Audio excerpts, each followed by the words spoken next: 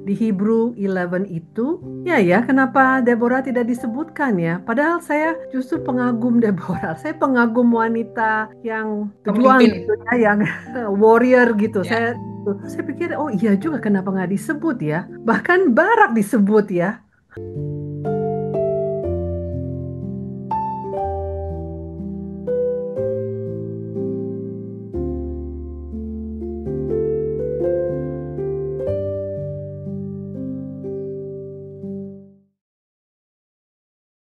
Ya, thank you.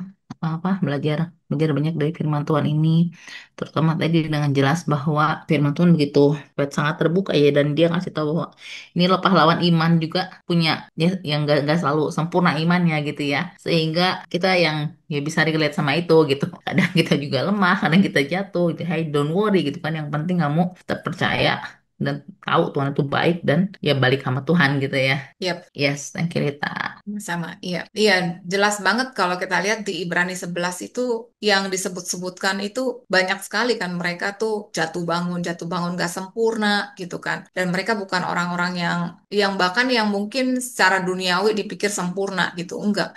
Jadi bahkan kayak misalnya sekarang kalau kita melihat ya, kadang-kadang orang tuh gampang sekali kondem ya. Misalnya ada pendeta-pendeta yang jatuh dan sebagainya, itu malah dicaci maki dan sebagainya gitu ya. Kalau kita lihat itu di perjanjian lama itu begitu banyak kok orang yang nggak sempurna gitu. Kita sendiri juga nggak sempurna kok gitu kan. Jadi ya kita justru harus saling mendukung gitu, saling menguatkan gitu, bukannya malah malah kondem, malah mencaci maki, menghakimi gitu. Karena kita kan juga satu roh sebetulnya. Kita satu Tuhan gitu. Makanya kita perlu support juga supaya kita kuat gitu, bangkit lagi gitu kan.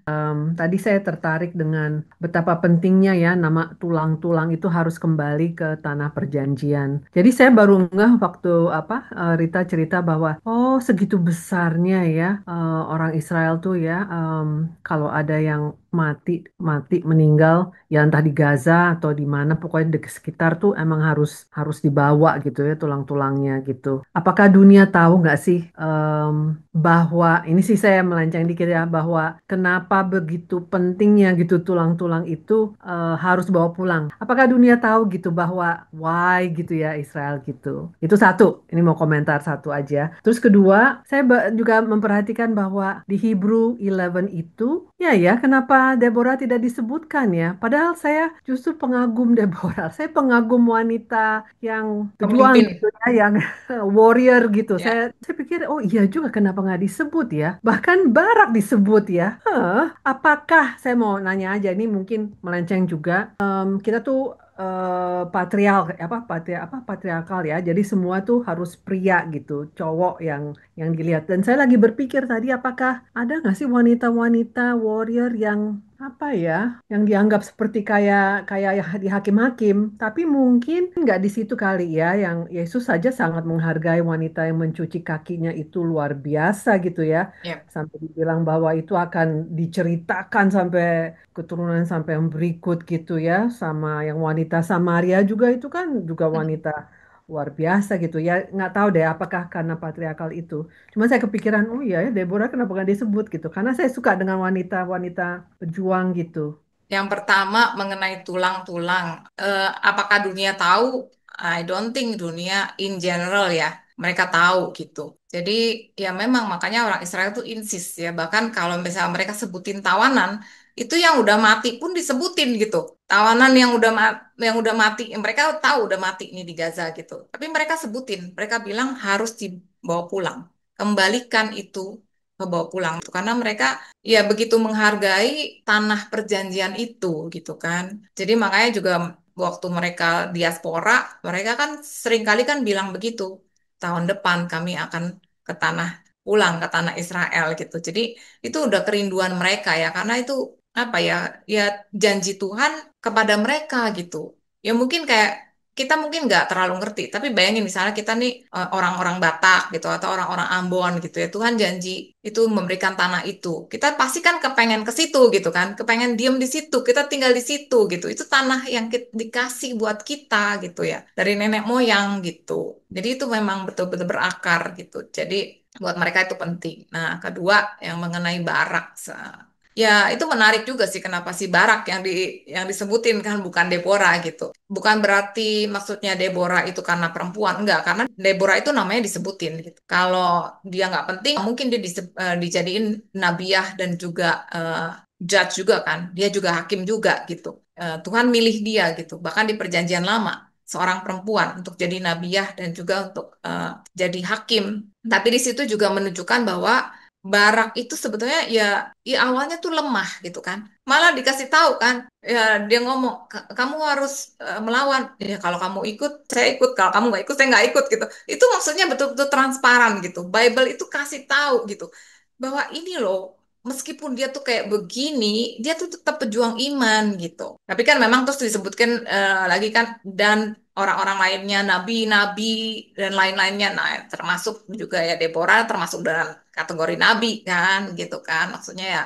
Tapi orang-orang yang spesifik ditulis di situ, aku percaya itu Tuhan punya purpose untuk nunjukin mereka tuh nggak sempurna, tapi mereka dipilih dan mereka disebutkan sebagai pahlawan iman. Aku masih agak kurang paham satu tadi, persembahan dari Habel dan Kain. Kalau Habel itu tadi kan bukan karena darahnya sebenarnya, gitu ya tadi ya. Ya, Tetapi karena dia mempersembahkan yang sulung dari antara korbannya ya. Kemudian aku tadi cari tahu kenapa spesifik dibilang memberikan lemaknya gitu ya. Apa sih sebenarnya arti lemak gitu? Di situ katanya tadi ngebaca bahwa itu emang bagian terbaik dari binatang gitu. Jadi berarti nggak cuma yang sulung tapi yang terbaik yang dikasih gitu ya. Nah kalau si karena bukan darah artinya sebenarnya kalau ngasih kain, kain pun ngasih apa hasil sulung, tanamannya. bikurim, Hasil tanamannya nggak apa-apa juga kan sebenarnya gitu loh. betul. Nah, salahnya di mana? Kalau misalnya tanaman kan setauku ya kemarin itu aku apa namanya ke greenhouse lah ngelihat ya ditanam lah gitu ya. Sebenarnya kalau tanaman juga bisa dilihat buah sulungnya tanaman juga ada ternyata gitu loh. Kayak apa namanya cabe gitu ya. Cabe itu ternyata dia itu kalau dia panen itu berulang-ulang gitu loh. Berarti kan Hmm. panen pertama artinya kan ya bisa Ya, gitu. ya. Salahnya si kain di sini apa ya? Aku pengen nanya itu aja. Kain itu tidak disebutkan bahwa dia memberikan buah sulung atau Hmm. yang sulung dari tanamannya. Tidak dikatakan seperti itu. Hmm. Jadi kalau kita lihat korban yang diberikan itu, interestingly, di situ disebutin dalam bahasa Ibrani adalah minkah. Kita udah belajar kan mengenai jenis-jenis korban kan. Dan Hmm. minkah itu adalah satu-satunya korban yang bloodless, yang tidak ada darah sebetulnya. Hmm. Yang namanya minkah itu adalah dari gandum, tepung gitu. Jadi dari tumbuh-tumbuhan sebetulnya. Jadi kalau mau diartikan minkah, ya minkah itu kan memang secara definisi ya kalau di imamat itu tanpa darah. Jadi harusnya yang benar itu justru si Kain, ngerti nggak? Kecuali kalau dibilang itu adalah korban bakaran, Hmm. ya atau yang lain lah gitu kan, syalamim atau khata. Tapi enggak, korban itu adalah minkah, which is sebetulnya yang bloodless. Nah kalau bloodless harusnya yang benar adalah korbannya si Kain dong gitu. Kain. Oh.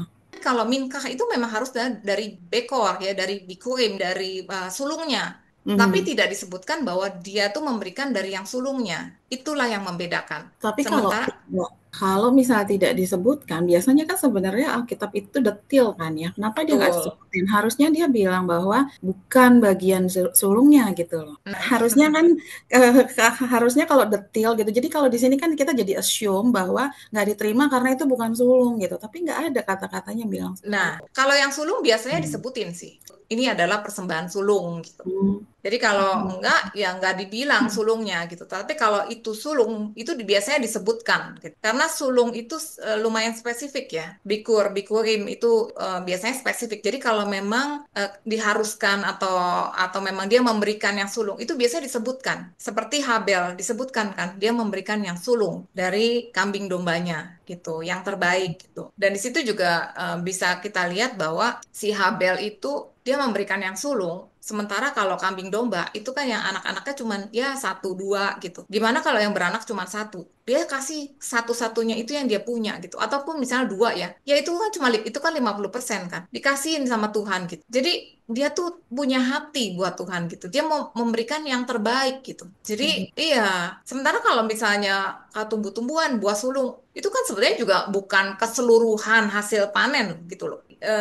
kalau misalnya bikurim itu adalah dibilang kan seomer segenggam gitu, seberkas gitu, sepanjang itu sulung gitu kan, tapi Hmm. nggak disebutkan gitu. Jadi di situ kita bisa lihat bahwa kayak apa ya, kayak ya udahlah gitu, persembahan ya udahlah, kasih persembahan gitu. Jadi kayak mungkin obligation tanpa iman gitu. Dia kayaknya nggak punya hati. Hmm. Beda dengan si Habel yang dia punya hati gitu. Maka dikatakan dengan iman. Nggak dibilang bahwa si Kain itu dengan iman. Tapi dikatakan Habel itu dengan iman mempersembahkannya. Hmm. Oke, satu sebentar. Tadi kalau misalnya dibilang sehomer apa tadi? Kalaupun buah sulung nggak semuanya gitu. Ya, kalau menurut aturan, buah sulung itu kalau diberikan itu adalah seberkas. Hmm. Seberkas. Jadi ya kalau ya kadang-kadang buah sulung kan bisa panen sekaligus kan, panen Hmm. sekaligus. Ya kita pilih yang terbaik yang dia ya kayak misal tadi ya cabe gitu kan. Hmm. Cabe itu kan bisa banyak kan sekaligus juga gitu kan. Hmm. Ya nggak Hmm. semuanya gitu. Kita seberkas aja yang terbaik gitu. Yang terbaik yang itu yang diberikan. Karena kayak kan ada juga tuh, dan aku ngelakuinnya juga, bahwa pada saat kita kerja buah sulung gaji pertama kita itu adalah milik Tuhan gitu kan. Itu kan sepertinya kayak paralel ke sana gitu loh ya gitu ya. Tapi itu kan juga kita kalau ngasih semua kan nggak sebagian gitu loh, bahwa semuanya. Iya, itu kan sudah apa ya, ditranslate ke situasi sekarang gitu ya. Hmm. Sebetulnya sih kalau menurut aku sih bukan jumlahnya ya, tetapi lebih kepada hatinya ya. Iya, kita mau kasih, ya mau kasih semuanya juga. Kalau misalnya kita cuman ya, udahlah kasih aja gitu, disuruhnya begitu, hukumnya begitu gitu. Itu Hmm. beda dengan misalnya, oke kita dapat, ya kita kasih, ya misalnya 1/10 atau 1/20 atau ya bisa juga semuanya gitu. Kalau Boleh. dengan iman, ya Tuhan seneng gitu. Alright, thank you Rita. Buah sulung itu sebenarnya kalau kita pikirkan itu adalah maksudnya ada buah sulung dan perpuluhan, sebenarnya tujuannya adalah Tuhan minta dia diprioritaskan ya gitu ya. Itu nggak Iya sih, aku sebetulnya berkesimpulan begitu. eh, bikurim itu sebetulnya adalah gambaran dari Tuhan Yesus kan. Jadi dia adalah yang sulung gitu. Kalau kita lihat di Perjanjian Lama itu Tuhan itu hatinya Tuhan Allah Bapa itu selalu kepada anaknya. Makanya dia harus mempersembahkan buah sulung, kemudian kambing domba yang sulung dan sebagainya itu adalah gambaran dari Kristus sebetulnya. Dan ketika dia suruh ya itu dituliskan sebagai hukum, itu juga yang ada di otak Bapa adalah mencerminkan anaknya. Tetapi sekarang kita udah diungkapkan kebenarannya. Kita tuh jangan melihat kepada aturannya. Kita melihat kepada hatinya Bapa gitu. Hatinya Bapa adalah anaknya, Kristus gitu. Dia adalah yang sulung. Dia adalah korban yang sempurna. Dia tuh buah sulung. Kan disebutkan bahwa dia adalah buah sulung dari semua saudara gitu. Jadi ya itu adalah gambaran. Dan kalau kita mau memberikan persembahan ya persembahan sulung, it's okay. Tapi kita harus mengerti hatinya Tuhan, bukan out of compulsory gitu, bukan bukan karena kewajiban, bukan karena Tuhan suruh itu di Perjanjian Lama, bukan. Tapi karena hatinya Tuhan itu pada Kristus, karena dia tuh buah sulungnya gitu. Dan aku percaya Habel itu ngerti gitu. Iya, jadi maksudnya apa, apakah itu sebenarnya Tuhan minta buah sulung, perpuluhan, itu seperti kayak hukum kasih yang pertama, kasihlah Tuhanmu. Jadi mana buktinya? Lo buktinya kasihlah perpuluhan, kasihlah buah sulung, kayak kayak seperti kayak gitu gitu. Kayak itu adalah prasyarat kalau lo benar-benar mencintai gue gitu. Iya nggak sih? Sebetulnya bukan prasyarat ya, tapi lebih kepada manifestasi. Jadi kayak kalau kamu mengasihi orang, itu kamu akan suka ngasih atau kamu suka hak dia, suka peluk Proof, dia, proof ya, suka proof cium ya, proof. dia gitu. Jadi Bukti, bukannya bukti bukan prerequisite tapi proof gitu ya. iya, tapi itu dari dalam hati gitu, bukan karena harus gitu ya. Kamu peluk cium anak gitu, bukan karena harus, tapi ya kamu tunjukin gitu. Makanya kan tanpa Ya karena iman, manifestasi ya karena ya ya. iman tanpa How do perbuatan kan you mati. show it? How do you show it ya? Iya, nah perbuatan seperti apa gitu. Nah itulah perbuatan-perbuatan itu, tapi Tuhan itu dari awal maunya itu dari hati, dari iman, bukan dari aturan. Meskipun akhirnya karena bangsa Israel itu nggak ngerti ya, kan awalnya mereka juga mau disuruh dengerin Tuhan, mereka ketakutan gitu. Mereka nggak bisa intim. Ya akhirnya Tuhan tulislah dalam bentuk aturan-aturan gitu. Aturan segitu banyak pun itu sebetulnya 613 hukum-hukum Musa itu sebetulnya juga nggak cukup untuk menerjemahkan hatinya Tuhan gitu. Buah sulung itu jadi dengan pengorbanan Kristus di kayu salib itu kayak like it's been cancelled. Jadi kita kayak udah nggak disyaratkan diwajibkan untuk itu semua ya. Sebetulnya ya itu adalah bagian dari hukum Taurat dan Kristus itu memenuhi hukum Taurat. Jadi Jadi itu udah berlalu ya, udah berlalu ya. iya tidak diharuskan karena kita tidak di bawah Iya. hukum Taurat. Kita dituntun oleh Roh Kudus. Jadi kita Oke. harus peka sama Roh Kudus. Kita ikuti tuntunan Roh Kudus. Ya. Apa yang Roh Kudus mau taruh dalam hati kita, ya itu kita lakukan. Oke, jadi Bukan misalnya lagi kayak di kita bawah hukum. satu lagi nih aku mau nanya, yang tadi beriman perjalanan iman. Apa? Jadi kita misalnya kita ingin melakukan sesuatu, misalnya ingin berbuat punya suatu project atau apa suatu impian atau apalah gitu. Kan orang suka bilang, aduh, gue kurang beriman nih, apa kan sebenarnya kan ya aku baru pelajari ya kayak itu kemarin sekolah di Charis ya. Bahwa kita tuh nggak ada imannya terlalu kecil, iman Kristus. Kita pakai imannya Kristus. Jadi ya udah istilahnya ya lu jalanin aja, lu berdoa, pasti pasti Tuhan menyertai lo di dalam semua itu. Kayak tadi siapa tadi ada yang minta tuh pasti Samson pasti Tuhan kasih, kalau Tuhan menyertai aku Yefta. iya Yefta ya, kalau Tuhan menyertai aku kau akan kasih aku gitu apa, gue jadi kepala ya gitu ya. Artinya ya istilahnya gitu, lo minta apa ya juga Tuhan sih oke-oke aja, yang penting lo beriman aja. Tapi pokoknya selama itu ya untuk kebaikan ya, for His kingdom juga, pasti Tuhan akan menyertai kita. Jadi nggak usah kita pikirin, aduh ini kayak sesuai nggak sih? Ini sesuai dengan keinginan Tuhan nggak? Dulu kan aku suka suka kayak kayak jadi kayak disudutkan nih, kayak gara-gara teman-teman ada tuh teman LG yang zaman dulu tuh ada yang kayak bilang, Wi itu kan mau lo doang, itu pokoknya lo harus tanya dulu sesuai keinginan Tuhan atau enggak. Lah, ini ribet banget dalam hati gue gitu loh. Oh, jadi kalau menurut aku sih kayaknya sih ya Tuhan oke-oke aja lah selama istilah gini. Oh Tuhan, gue pengen ngebunuh ini kan, Tuhan kayaknya itu jahat gitu kan, selama sesuatu yang baik pasti Tuhan oke-oke aja lah gitu loh. Kalau menurut aku sih gitu. Gimana Rit? Gini, kita mesti intim dulu dengan Roh Kudus. Kalau kita udah intim dengan Roh Kudus, itu kita akan follow His peace, damai sejahteranya Dia. Jadi kalau misalnya kita pengen sesuatu, kita doakan gitu ya.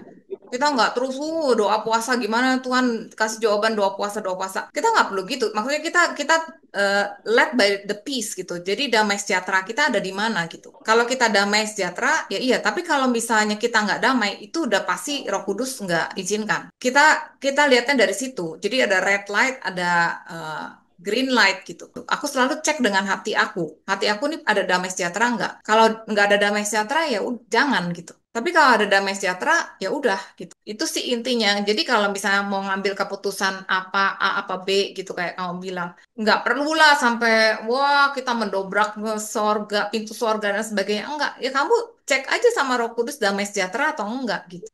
Ya artinya kalau kita sudah berdoa terus gitu kayaknya ada peace, terus pas kita jalanin kayak one and two doors open, jadi kayaknya itu kayak oke, ini kayaknya God give me a clue, oke this is okay gitu, something like that ya gitu ya. Iya, tapi Kayak yang penting Tuhan itu kayak juga udah arahin. apa ya? Jangan-jangan bergantung sama otak kita, pikiran kita. Oh, ini kayaknya yang ini bagus nih, yang ini enggak nih, kayaknya enggak. Enggak, selalu cek. Aku selalu membiasakan diriku mentrain myself gitu ya untuk ngecek Holy Spirit gitu kayak ngomong sama temen, ini oke nggak ya? Ini apakah ini begini? Ini oke gitu. Kayaknya terus Tuhan tuh ngelit gitu. Nggak perlu kamu kayak doa, tuh Tuhan mesti gimana gimana gimana. Enggak gitu loh. Kamu ya kalau kamu udah intim itu kan kamu cuman ya apa ya kayak tanya aja sama temen gitu. Nggak ada salahnya. Kenapa kalau dia adalah penuntun kita, ngapain kenapa juga kita nggak tanya gitu. Iya maksudnya nggak bener juga sih kalau terus kita pikir oke, udah ini ada jalan ini jalannya ke sini kita ikutin aja. Jadi kita ikutin nggak belum tentu, Wi. Kenapa? Karena juga kita lihat di perjanjian baru bahkan gitu kan ada yang mau melayani ke misia itu dibilang sama Roh Tuhan, Roh Yesus itu tidak mengizinkan gitu. Itu bahkan pelayanan loh. Rasul-rasul mau pergi pelayanan itu Roh Tuhan nggak izinin. Jadi Iya, bisa aja sesuatu yang baik, kita kan nggak tahu loh ke depannya. Tapi Roh Kudus tahu gitu. Kenapa kita nggak tanya gitu? Tanyanya dalam arti nggak perlu terlalu legalis, ya harus doa, puasa gitu. Enggak, tanya aja kayak tanya sama temen gitu. Oke, Gitu. oke, once kita tanya, terus pokoknya kayaknya misalnya jawabannya nggak audible, tapi kayak habis gitu kita kayak kayak feel peace, berarti artinya oke, just go ahead gitu, something like that Yap, gitu ya. yap. Oke, mari kita tutup dalam doa. Bapak kami mengucap syukur Bapak karena Engkau mengasihi kami, karena Engkau baik, Engkau Bapa yang baik, Engkau mengasihi kami. Kami sudah melihat betapa banyak anak-anakmu bahkan yang jatuh bangun. Tapi Engkau melihat iman ketika kami bangkit kembali. Engkau tidak melihat kegagalan kami, tetapi Engkau melihat hati kami. Ketika hati kami tertuju kepada Engkau, Engkau menghargai itu. Engkau mengasihi kami anak-anakmu, bukan karena perbuatan kami. Engkau mengasihi kami karena kami ada di dalam Kristus. Karena anakmu Tuhan Yesus sudah mati buat kami. Kami ucap syukur Tuhan Yesus. Ajar kami Roh Kudus untuk senantiasa peka pada pimpinan Engkau. Ajar kami untuk senantiasa bergantung pada Engkau. Karena Engkau yang akan memimpin kami dari satu kemuliaan kepada kemuliaan. Terima kasih Bapa. Kami mau serahkan seluruh kehidupan kami dan keluarga kami. Apapun yang kami lakukan biarlah memuliakan Engkau. Engkau memberkati kami dan seluruh keluarga kami. Dan menyinari kami dengan wajah-Mu. Berikan kami kasih karunia-Mu. Engkau menghadapkan wajah-Mu kepada kami dan memberikan pada kami damai sejahtera Engkau. Kasih-Mu Bapa, kasih-Mu, si karunia-Mu Tuhan Yesus dan anugerah penyertaan Roh Kudus menyertai kami sekarang sampai selama-lamanya di dalam nama Tuhan Yesus. Kami berdoa dan mengucap syukur. Amin. Amin. Ajaran sesat itu adalah mereka menyalahgunakan kasih karunia Allah untuk melampiaskan hawa nafsu mereka. Jadi mereka abuse God's grace itu as a license to sin. Jadi menurut mereka Tuhan itu kan kasih karunia. Mereka menyalahgunakan kasih karunia. Dibilang Tuhan tuh punya kasih karunia buat semua orang. Jadi apapun yang kita lakukan, termasuk misalnya perilaku LGBTQ++ misalnya gitu ya. Itu Tuhan oke, karena Tuhan penuh dengan kasih karunia. Halo semuanya, salam sejahtera, dan semoga semua dalam keadaan sehat. Selamat berjumpa dalam Grace for Indonesia. Nama saya Rita. Saya dan teman-teman adalah bagian dari kelompok sel yang bernama Sola Gracia Life Group. Kalau kalian punya pertanyaan seputar topik yang kami bahas, atau ada topik menarik yang ingin kami bahas dalam pertemuan selanjutnya, ataupun kalian memiliki prayer request untuk didoakan, silakan masukkan dalam komen. Kami berharap apa yang kami sharingkan bisa memberikan semangat dan pengharapan, karena kita punya Tuhan yang luar biasa. Kalau video ini memberkati kalian, tolong di like, subscribe, dan di share, supaya menjadi berkat juga buat banyak orang. Terima kasih, Tuhan Yesus memberkati.